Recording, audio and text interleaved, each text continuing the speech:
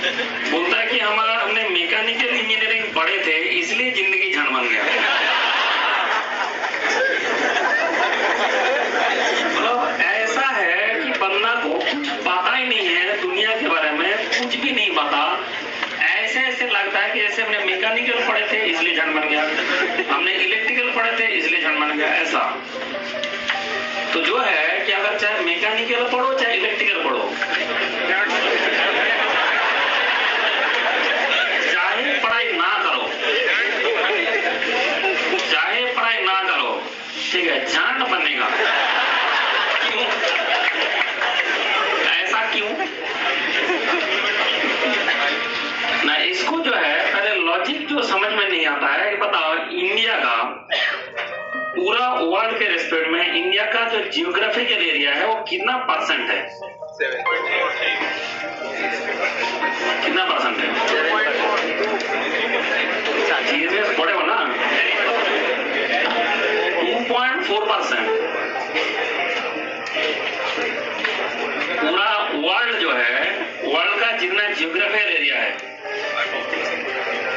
पूरा वर्ल्ड का जितना जियोग्राफिकल एरिया है उसका 2.4% है। पूरा वर्ल्ड का जितना जियोग्राफिकल एरिया है। और पॉपुलेशन कितना परसेंट है वर्ल्ड का? वर्ल्ड का जो पॉपुलेशन है उसके हिसाब से इंडिया कितना परसेंट पॉपुलेशन है? कितना परसेंट? 16 पॉइंट समथिंग, 17 के आसपास है। पहले 16 था, अभी 17 हो गया। ऐसा है 2.4% जियोग्राफिकल एरिया के ऊपर अगर 16% पॉपुलेशन, 17%, अभी 17 हो गया, 17% पॉपुलेशन चढ़ा दोगे, कितना गुना हुआ? 8 गुना, 8.5। कितना गुना हुआ? तो 7 गुना के आसपास हो रहा है। जान वो भी हिसाब नहीं आता है। 17 को 2.4 से डिवाइड करेंगे तो क्या 7 के आसपास आएगा। मतलब 2 गुना 3 गुना नहीं, गुना गुना गुना। जितना भी लोगों को लगता है 2 गुना 3 गुना नहीं, गुना गुना गुना। तो 2 गुना 3 गुना नहीं है, गुना गुना गुना। तो मोटा बात ये देखा जा रहा है कि इसका 2 गुना 3 गुना नहीं है, गुना गुना गुना होता है। कितना गुना? गुना गुना गुना। तो इसलिए आपका जो पॉपुलेशन है ये होता है इंडिया का मेन प्रॉब्लम। अब क्या है कि जैसे हमने पूछा मैकेनिकल वाले को, इंजीनियरिंग पढ़ लिया, इंजीनियरिंग पास करके आ गया कि कितना परसेंट जियोग्राफिकल एरिया है, आधा को तो पता ही नहीं। कितना परसेंट पॉपुलेशन है वो भी 90% को पता नहीं। अब पूरा देश में सेम हाल है। ये तो पढ़ा लिखा आदमी बोलता है इसको, इंजीनियरिंग पास कर गया तो पढ़ा लिखा ही हुआ ना। इसका ऐसा हाल है, तो जो हमारा कॉमन आदमी है, आम आदमी है, उसका क्या हाल है? तो इन लोगों का जो है, किसी को ये चीज एक्चुअल जो इंडिया का प्रॉब्लम है उसके बारे में बहुत ही कम लोग हैं जिसको जानकारी प्राप्त है कि इंडिया का जो मेन प्रॉब्लम है that is population. 2.4% geographical area के ऊपर 17% पॉपुलेशन चढ़ा दोगे तो उसके कारण क्या होगा ना? जो बनोगे झंडी बनोगे। सिंपल हिसाब है। अब ऐसे लग रहा है कि अभी नौकरी मिल जाए खुश हो जाएंगे, ठीक है, शादी हो जाए खुश हो जाएंगे, अभी जो है कि जैसे आईएएस बन जाएंगे खुश हो जाएंगे। जहां पहुंच जाओगे उसके बाद भी अब देखोगे झंडी बन रहा है। क्यों ना? ये जो पॉपुलेशन इतना गुना हो गया, 7 गुना। और ऐसा ऐसा हमारा गवर्नमेंट बनता है कि गवर्नमेंट बनाते कि हम ही लोग जो झंड है, हमें पता ही नहीं क्या होता है। कुछ साल पहले से बोल रहा अच्छा दिन आने वाला है।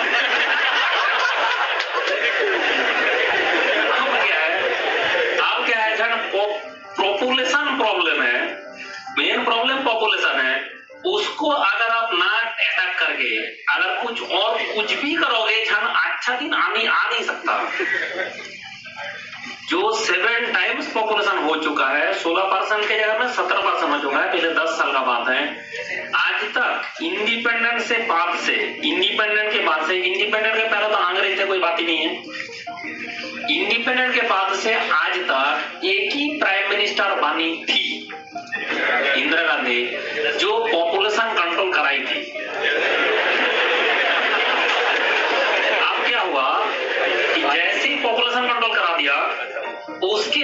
नेक्स्ट इलेक्शन में इंदिरा गांधी साफ। तो ऐसा हुआ कि लोगों को वहां से सबक मिल गया, जितना भी उसके फ्यूचर में जो उसके बाद में जब जितना प्राइम मिनिस्टर बने, सबको ये सबक मिल गया कि इंडिया में जो है पॉपुलेशन कंट्रोल कभी नहीं कराना है। क्योंकि इंदिरा गांधी का इतना टॉप इमेज होते हुए उसके नेक्स्ट इलेक्शन में अगर पॉपुलेशन कंट्रोल के कारण हार सकती है तो हमारा क्या हाल होगा। इसलिए क्या हुआ कि हर जितना उसके बाद प्राइम मिनिस्टर आज तक बना है, सारा बोलता है बढ़ाओ, सारे लागू है बढ़ाने में, पॉपुलेशन कंट्रोल ही नहीं हो रहा है। और उसके कारण अब जितना भी दिन जा रहा है, जितना भी बीत रहा है, हमारा काट ऑफ मार्क्स बढ़ बढ़ के पता नहीं, अभी तो लग रहा है कि 2-3 साल बाद तक 100 ना हो जाए। गेट का जो है 60 मार्क्स मिल जाने से पहले 30 मिल जाता था, अब बढ़ के अभी 75 में आ गया। इस बार तो 75 में नहीं रहा है, 77-78 चला जा रहा है। अब अगले साल का क्या हाल होगा पता नहीं, अब आने दो। और जितना दिन जा रहा है उसमें क्या रिसोर्स उतना ही है, रिसोर्स हमारे पास उतना ही है, और पॉपुलेशन गुना होता जा रहा है। तो जिसके कारण यह कंपटीशन आपको करना पड़ेगा। इसलिए पहला दिन से मैंने आके बताया था, मेडिसिन में जो भी बंदा कहीं से आया है, कहीं ना कहीं से जला हुआ है, ठीक है। तो उसके बाद जाके यहाँ पे आते, इसके कारण है कि पॉपुलेशन जब तक कंट्रोल नहीं किया जाएगा, इस कंट्री का कोई फ्यूचर नहीं है। पहला विषय है, जैसे चाइना है, ये भी जम के पढ़ रहा था, ठीक है, इंडिया चाइना पास था, जम के पढ़ रहा था। और जो है चाइना ने जो है उसका पॉपुलेशन कंट्रोल कर लिया, जबरदस्ती करे चाहे जब भी करे, कुछ जबरदस्ती करना ही पड़ता है गवर्नमेंट को, तभी होता है। तो तब जाके जो है पॉपुलेशन कंट्रोल हो गया, चाइना जो है पॉपुलेशन कंट्रोल कर लिया। उसके बाद सिर्फ पॉपुलेशन कंट्रोल का किया, उसके बाद नेशनल प्रोग्राम लिया, उसमें धीरे धीरे कंट्री का डेवलपमेंट हो गया। अब ऐसा जो है कि इंडिया में जो डेवलपमेंट करना है, सबसे पहला जो जरूरत होता है वो होता है पॉपुलेशन कंट्रोल। और लोगों ने किस में लगा हुआ है, अभी तक इंडिपेंडेंस जब तक नहीं हुआ था तब तक हम लोग एक थे, अंग्रेज को भगाना है।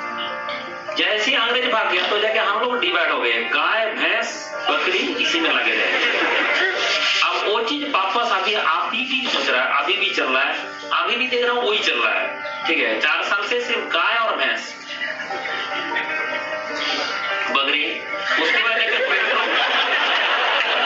पेट्रोल बार के जितना चला जाए कोई मतलब नहीं, ठीक है, दाल बार के जितना मिल जाए कोई बात नहीं, टमाटर बढ़ जाए कोई बात नहीं, जिससे किसी से कोई मतलब ही नहीं है। और सबका दिमाग में बात है कि अच्छा दिन आने वाला है, पॉपुलेशन बढ़ाते रहो सारे मिला के। तो ये जो है जितना भी हमारा प्राइम मिनिस्टर बन रहा है, इसका एक ही उद्देश्य होता है कि हमें नेक्स्ट इलेक्शन में मिल जाना चाहिए, बस ये होता है इन लोगों का उद्देश्य, ऑब्जेक्टिव, जिसके कारण जो है ये पॉपुलेशन को कोई नहीं चिढ़ा है। और उसको कारण नहीं है कि इंदिरा गांधी हारने का जो मेन कारण था वो है पॉपुलेशन कंट्रोल, इसलिए कोई नहीं करेगी। अब जान लेंगे उसको उस जमाने से आज तक कितना साल हो गया, 77 के आसपास है, वहां से 77 से आज तक कितना साल हो गया, इतना साल तक जम के लोग बढ़ाते रहे पॉपुलेशन, तो मतलब बढ़ गया ना। अब पिछले साल जो पिछले जो हुआ था उसमें सेंसस में 16% था वर्ल्ड का पॉपुलेशन का इंडिया, अब 17% हो गया। अब जाके पूरा दुनिया कंट्रोल कर रहा है, दो एक जनगणना छोड़ दो, पूरा दुनिया कंट्रोल कर रहा है, सिर्फ इंडिया क्या कर रहा है, बढ़ता जा रहा है। फिर अगर 17 होगा, 18 होगा, 19 होगा, हमारा तो कंट्रोल है ही नहीं। इसके कारण है कि मैं ये बात इसलिए बता रहा हूँ क्योंकि हम लोग अभी तक जो है एक ऐसा झंड सोच में भरा पड़ा है, कौन कांग्रेस है, ठीक है, कौन आप है, कौन बीजेपी है, ठीक है, कौन किसका क्या अभी क्या है भक्त, अभी कौन किसका भक्त है। अब ये सब पैदा हो रहा है, झंड देश क्या होगा, फिर कंट्री का जो प्रॉब्लम उसका क्या करोगे। तो इसके लिए जो है कंट्री का प्रॉब्लम जो है एक ही प्रॉब्लम है, और सबसे बड़ा प्रॉब्लम है जो लोगों को पता नहीं है। अभी तो मैं पता तब पता चला ना, गूगल में सर्च कर लो तब पता चलेगा, नहीं जान जो है यही है। अब पता चल जाएगा, गूगल में सर्च कर लो, उसको पता है, गूगल को पता है कि नहीं ऐसी हाल है, ठीक है, तो उसमें जब सर्च कर लो दिख जाएगा कि आपका ऐसी हाल है। तो ये जो चीज है मैं इसलिए बता रहा हूँ, यहाँ पे हमारा जो पॉलिटिकल इंटरेस्ट लेके अपने इलेक्शन में खड़ा नहीं होना है मुझे। ठीक है, मैं पॉलिटिकल कुछ में तुम्हारा दिमाग तुम लोग का दिमाग में घुसा रहा हूँ। मेरा एक ही ऑब्जेक्टिव है कि आपको सिचुएशन समझना है और उस हिसाब से सोचना है। अभी सिचुएशन समझ में आ जाए कि हमारा 17% पॉपुलेशन जिस कंट्री में है, 2.4% रिसोर्स है, उसके ऊपर 17% पॉपुलेशन घुस गया, उसके कारण जो कुछ भी करने जाओगे कंपटीशन जम के करना पड़ेगा और उसके लिए दुखी होने का नहीं है। जिंदगी ना मिलेगा इसलिए कभी दुख दर्द से दुख मिसाल जिंदगी बिता देंगे, ठीक है, जिंदगी ना मिलेगा दोबारा, दुख मिसाल जिंदगी बिताएंगे, ऐसा बिल्कुल ना सोचे। जो होगा होगा देखा जाएगा। हमारे तरफ से हमारे अंदर से इतना काम करना है वो हम करते रहे।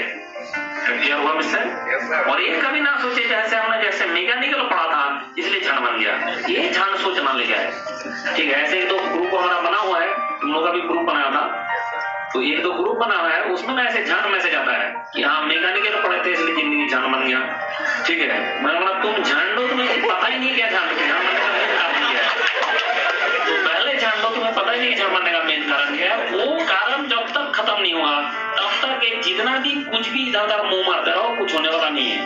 सबसे पहला जरूरत है 2.4% का एरिया है, 3% पॉपुलेशन तो ठीक है वर्ल्ड का, तो अभी उसकी जगह में अगर 17% पॉपुलेशन हो गया तो उसके कारण जो है कि उसका कंट्रोल नहीं करोगे तो ऐसे होगा। और अभी भी कंट्रोल नहीं है, कोई नहीं बोल रहा है। अब जितना भी स्टेट गवर्नमेंट बना है, जितना सेंट्रल गवर्नमेंट बना है, कोई बोल रहा है क्या? कोई बात नहीं, जो बढ़ाना है बढ़ाओ।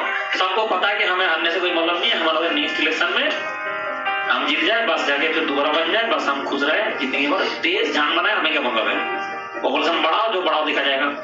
ठीक है, ये जो चीज है इसके कारण जो कुछ भी करने जाओगे वहां पे प्रॉब्लम आएगा। इसलिए मैकेनिकल पढ़ो, इलेक्ट्रिकल पढ़ो, पढ़ाई ना करो, ठीक है, कुछ ना करो, जाके ऑटो चलाओ, रिक्शा चलाओ, दुनिया में जो काम करने जाओगे, इंडिया में जो काम करने जाओगे उसके कारण आपको कंपटीशन करना पड़ेगा।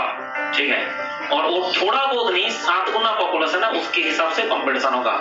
और आप एक ऐसा एग्जाम चुने हो जहां पे जो है जिसका तो जो रिसोर्स है वहां उसको आपको अटैक करने का इच्छा है, तो उसके कारण जो है कि आपको जबरदस्त कंपटीशन करना पड़ेगा। ये कारण है, ठीक है, वो पहले दिमाग में घुसे, दैट इज द रीजन। ऐसा मैं नहीं बोल रहा कि आपने पढ़ा नहीं था, ये नहीं था, वो नहीं था। जो पढ़ा नहीं था ऐसा भी बहुत है, ऐसा भी बहुत झंड है पढ़ा नहीं था। ऐसा भी बंदा है जो पढ़ा भी था, जितना आपका दिमाग दम लगा सकता था लगाया गया, उसके बाद भी कुछ नहीं हो रहा, ऐसा भी है। इसका कारण क्या है ना, वही कारण आ जाएगा जहाँ पे कंपटीशन। और इस लेवल का कंपटीशन में आ गया कि जितना भी करे, जो भी कुछ भी करते जाए तो उसके लिए कंपटीशन करना पड़ेगा। तो गेट दो, आईएएस दो, दुनिया में कुछ भी दो, कंपटीशन तो जम के करना पड़ेगा। दुख दर्द लेके जिंदगी बिताना नहीं है। इसलिए मैंने पहला दिन से आके पहला दिन जो देखा थोड़ा देर तक दिख रहा है, फिर गणना तो अब अगर थोड़ा देर तक दिख रहा है कुछ तो है। आप क्या है, तुम इधर से गाली देना शुरू करोगे, झगड़ना शुरू करोगे, और उधर से कोई अच्छा बात बोलना शुरू करेगा, इक्विलिब्रियम किस तरफ जाएगा? अब समझ जाओ, अब पूरा तरीका से जब इक्विलिब्रियम उधर चला गया तब जाके बंदा गाना गाना शुरू किया, रो रहा हूं मैं, सुन रही है।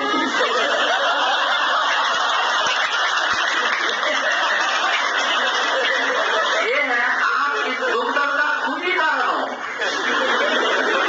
इस दुर्दर्द का जो है खुद ही आप कारण हो, क्योंकि आपने जो इधर से गाली देना शुरू करोगे, उधर से अच्छा बात करना शुरू करेगा और फिर इक्विलिब्रियम उस तरफ चला जाएगा। अगर पूरा तरीका से चला गया तब मेरा दूसरा शुरू। इसलिए अपना जिंदगी को आप अपना कुछ ऐसे फालतू दिमाग का सेटअप के दौरान आप जो है ध्यान बनाते रहो, जैसे हमेशा खुद रहे। गर्लफ्रेंड अगर छोड़ के चला भी जाए तब भी खुद रहे, पूरा नशा की तो नहीं मिलेगी।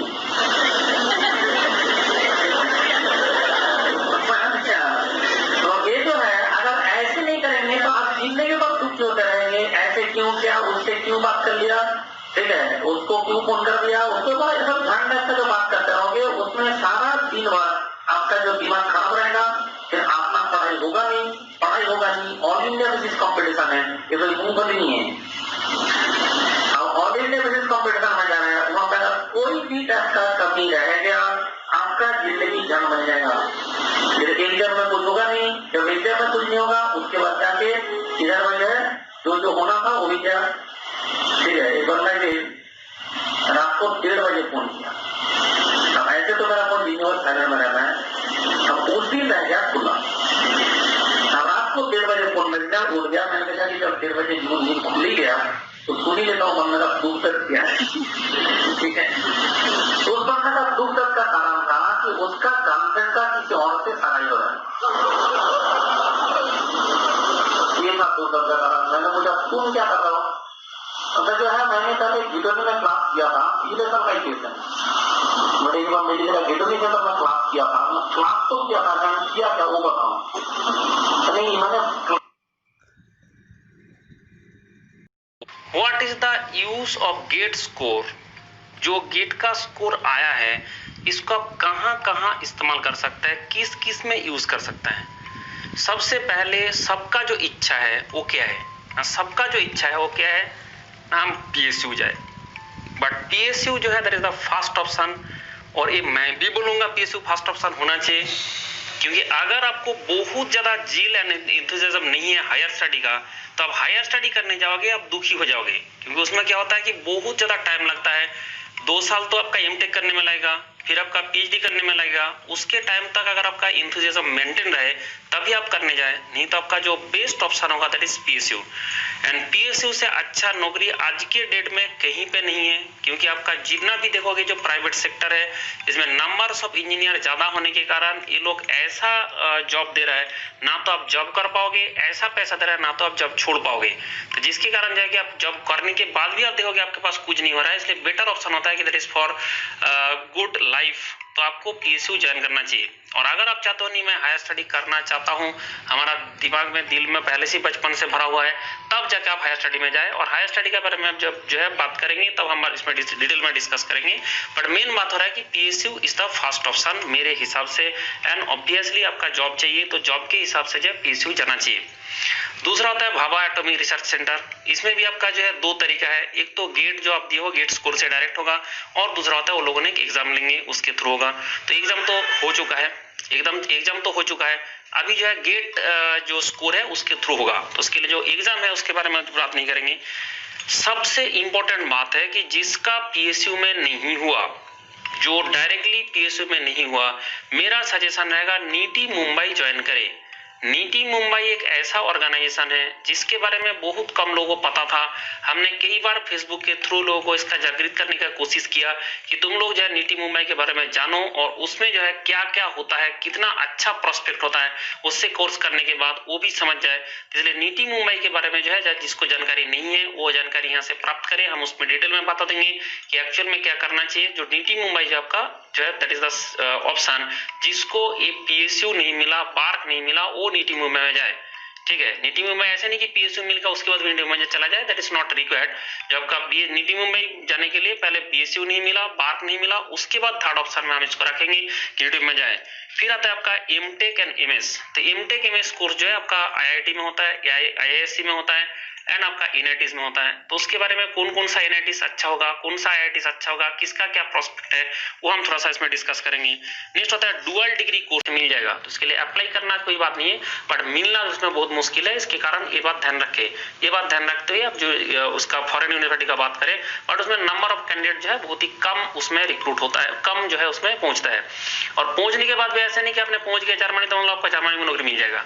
ठीक है, वहां से डिग्री करके यहाँ पे वापस भी आना पड़ सकता है, नहीं तो जनरली वहां पे पीएचडी करने का आपका कोर्स मिल जाता है। आपने एमटेक करोगे उसके बाद जाके पीएचडी मिल जाएगा। जो आपका गाइड रहेगा जो भी रहेगा वो लोग अगर वहां पे रिकमेंड कर देता है तो उसके कारण आप पीएचडी भी कर लोगे, बट उसके बाद भी इंडिया वापस आना पड़ सकता है, पड़ सकता नहीं, जनरली पड़ता ही है। तो जितने लोग गया है, जैसे बहुत लोगों ने हमारा जो है देखिए भी इसके बाद जैसे गेट में अच्छा स्कोर नहीं हुआ, उसके बाद जाके क्या हुआ ना, ये एग्जाम दिया था जो जीआरई देने के बाद अच्छा रैंक आ गया, अच्छा रैंक आके चला गया यूएस में जाके 10 लाख रुपया करके पर सेमेस्टर फी दिया। फी देने के बाद जाके वापस क्या हुआ ना, फिर जाके एमटेक करने के बाद वापस इंडिया में आ गया, फिर जाके यहाँ पे नौकरी नहीं मिला। तो इसका ऐसे टाइप का कांड ना कर ले कि जिसके कारण जो है कि कुछ नहीं मिलने का चांसेस हो। ऐसा नहीं होता कि फौरन से पढ़ के आ जाओगे तो बहुत ज्यादा कुछ मिल जाएगा। तो बेटर ऑप्शन होता है कि अगर आपको पीएसयू मिल रहा है तो पीएसयू जाए, उसके बाद दूसरा ऑप्शन क्या होता है, दूसरा ऑप्शन बार्क में जाए, तीसरा ऑप्शन क्या होता है, नीति में जाए, फिर आपका ऑप्शन होता है आईआईटी जाए। ठीक है, आईआईटी में आईआईटी होता है, टॉप एनआईटीज होता है। उसके बाद जाके अगर कुछ नहीं मिला है तब जाके सब ऑप्शन एक्सप्लोर किया जाए। तो ये होता जाएगा जान बनाना तो नींद तो आएगा भैंस को तो नहीं आएगा, उसमें क्या फर्क पड़ता है, अब तो है नहीं मत सर बनाते हैं और इसके बाद भी झाड़ बना देंगे जो पूछेंगे तो। जो आर हमारा रिजल्टेंट फोर्स है, आर जो हमारा रिजल्टेंट फोर्स है, उस रिजल्टेंट फोर्स का वैल्यू तो हमें पता चल जाएगा नहीं यहाँ से, तो मतलब वहां से क्यों पता नहीं चल रहा ध्यान हमें क्या। ऐसे कुछ लोग ऐसे बोला ना जो इंजीनियरिंग जो अभी ऐसा हुआ है, इंजीनियरिंग पढ़ने का, इंजीनियरिंग का जो बदनामी हो रहा है, क्यों हो रहा है, ऐसे ऐसे झंड बनना है इंजीनियरिंग पढ़ने घुसा जो झंड भी नहीं बन सकता। इंजीनियरिंग में घुस गया तो पढ़ गया और इंजीनियरिंग में इंजीनियर बन गया। जैसे जो हमारा जमाना था, मैं एंट्री किया था इंजीनियरिंग पढ़ने 1998 में बंगाल इंजीनियरिंग कॉलेज जो अभी IIST हुआ है। तो क्या है कि उस जमाने में, उस टाइम में हमारा पूरा बंगाल में जो इंजीनियरिंग का वैकेंसी होता था वो था 1,500 और मेडिकल का होता था 300। तो टोटल मिला के 1,500 और 300 1800 वैकेंसी हुआ ना। तो उस जमाने में स्कूल था, जो क्लास 2 का स्कूल था बंगाल में, वो था 1800।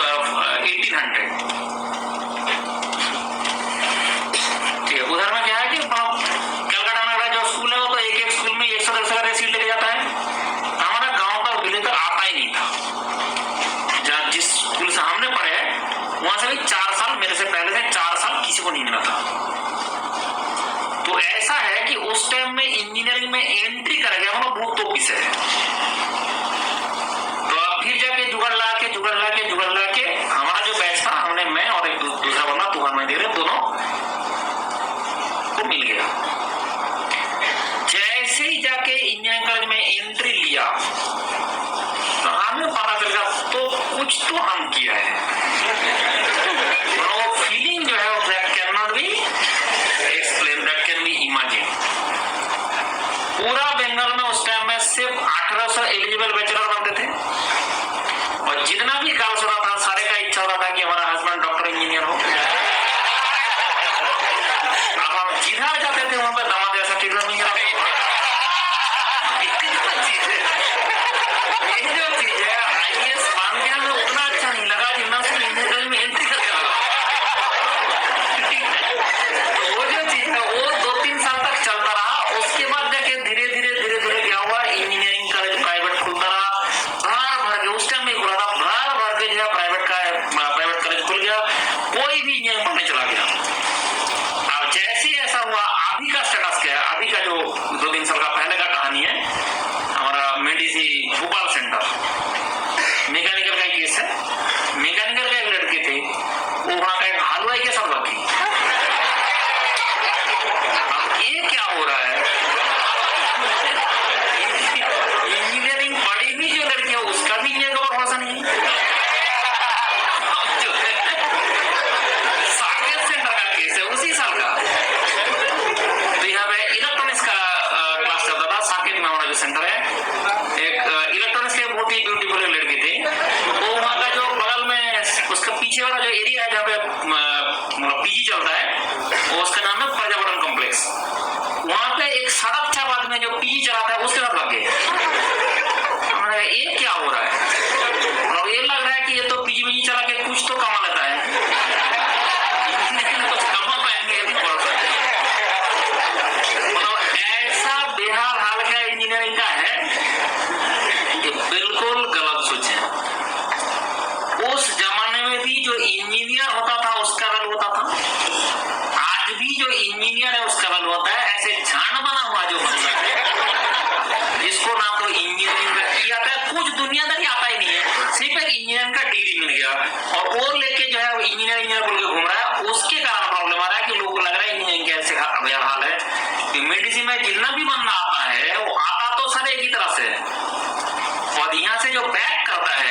किसी के पास 7-8 नौकरी होता है और किसी के पास छोटा कम्बल। तो वो डिपेंड कर रहा है आप यहाँ पे आके क्या कर रहे हो। यहाँ पे आके जो है अगर ढंग से पढ़ाई कर लिया तो कोई दिक्कत नहीं। यहाँ भी सोचा कि हमारे कॉलेज में ऐसे था, कोई बात नहीं। आप आपको बोलो क्या क्या था जो इसका डायमीटर बनाया गया, ये बोला था आर है ना, तो डायमीटर कैसे बनोगे आपको ना, आर तो वेक्टर है, 1 किलोमीटर मान आता हुई है, लिखना हुई है। अब सेम प्रोसीजर आपका कॉम्पिटिटिव एग्जाम में नहीं चल सकता।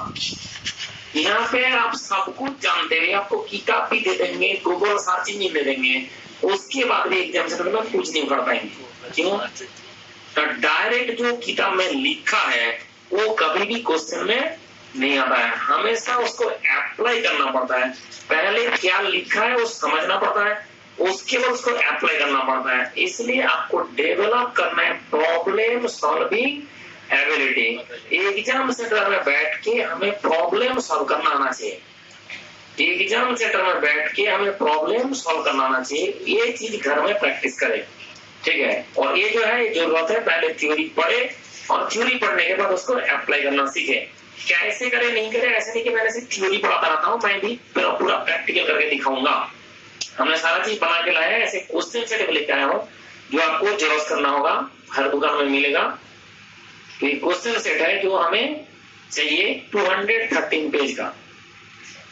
ये ज्यादा कोई विषय नहीं है, metal cutting, metal forming, metrology दिख रहा है यहाँ पे ऐसे topic heading, metal cutting, metal forming and metrology. ये 3 टॉपिक आपका बचा है, क्योंकि जितना आपने बोला सारे बाकी हो गया। बाकी सारा हुआ कि नहीं? बाकी सारा हो गया। ये जो 3 टॉपिक है, एक ही टॉपिक बचा है, metal cutting, metal forming, metrology. ये जो 3 टॉपिक है इसको मिला के 213 पेज का मटेरियल है जो हमें जेरॉक्स करना होगा। और सब कुछ उसी में एवरीथिंग उतना ही चढ़ना है बस, बट वो कैसे करना है वो हम एक एक करके दिखाते जाएंगे। 4-5 दिन लगेगा, तब तक पता चल जाएगा आपको एक्चुअल मेथड क्या है कॉम्पिटिटिव एग्जाम का प्रिपरेशन का। तू किधर से